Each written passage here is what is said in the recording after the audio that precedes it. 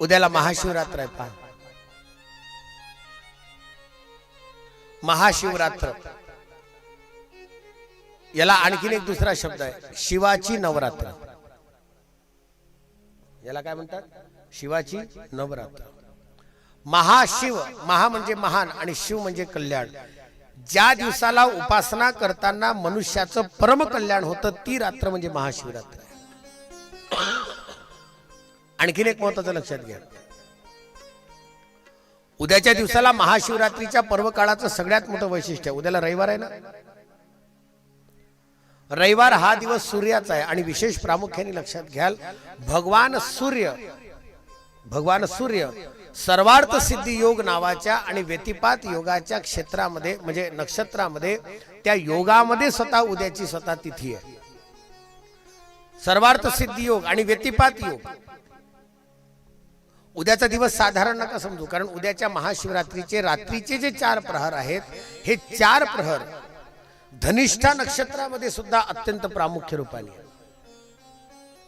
सूर्य ही पितरांची देवता आहे, लक्षात घ्या. सूर्य कोणाची देवता आहे? पितरांची.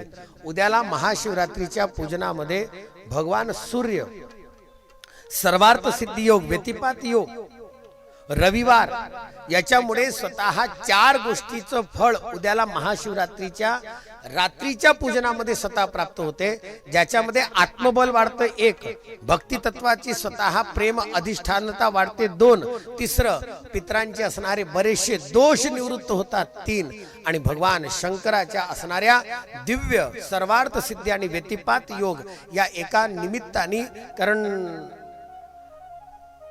जो माघ महिना आहे आणि माघ महिन्यातली जी चतुर्दशी आहे त्या चतुर्दशीच्या संयुक्तिक असणारं स्वतः उद्याची महाशिवरात्र असल्या कारणाने पहिल्यांदा जे शिवलिंग प्रगट झालं ते याच तिथीला प्रगट झालं.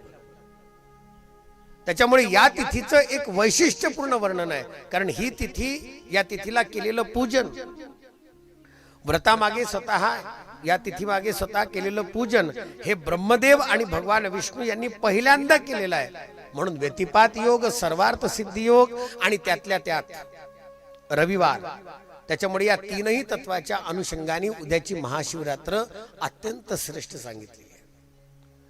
4 प्रहरामध्ये पूजा आहे उद्याची रात्रीची. 4 प्रहर, जी रात्र जागून स्वतः पूजा केली जाते आणि भगवान महादेवाच्या ही सेवाच आहे उद्याची.